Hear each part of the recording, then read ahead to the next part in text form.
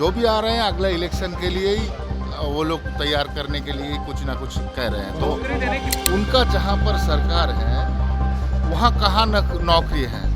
छत्तीसगढ़ तो इसलिए हार गए थे। माननीय प्रधानमंत्री जी का नेतृत्व में भारत ने जो सपना देखा विकसित भारत का, तो हर चीज विकसित होना है। पहुंचे क्या कुछ कार्यक्रम है? हाँ, कार्यक्रम है। बॉक्सर में हमारा ये रामनवमी को लेकर ही एक वहाँ कार्यक्रम होगा, उसमें ही पार्टिसिपेट करने वाले हैं।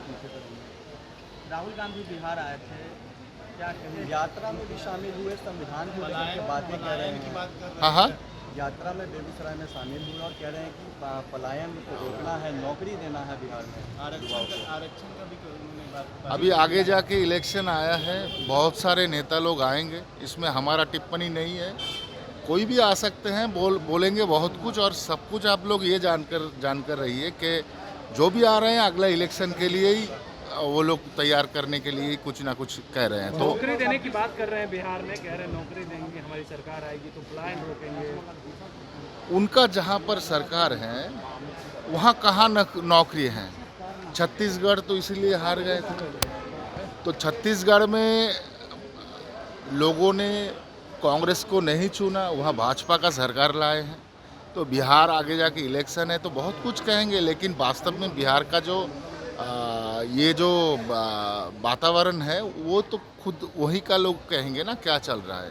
कोई नेता के मुंह से सुनकर हम लोग कोई टिप्पणी नहीं करना चाहते हैं, क्योंकि कोई भी आके कोई भी कुछ कहेगा पॉलिटिक्स के कारण, तो इसमें हमको कोई लेना नहीं। बिल को लेकर के पश्चिम बंगाल में सर हुआ है, क्या कहेंगे? हंगामा हुआ, गाड़ी उड़ी जला दी गई। ये पश्चिम बंगाल में जो हुआ है हमको तो इसका कोई मतलब ही समझ में नहीं आता है।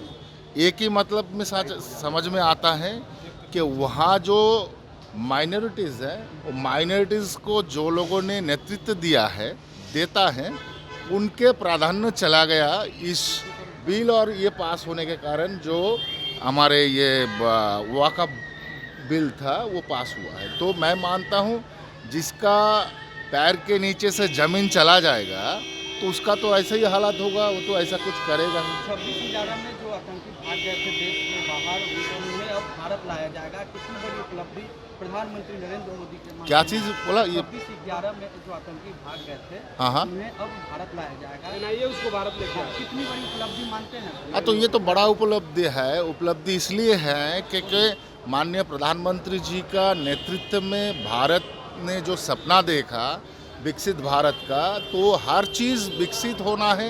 ये भी एक पार्ट है कि इसको लाके दिखाना है, कितना क्षमता है, कितना पावर है।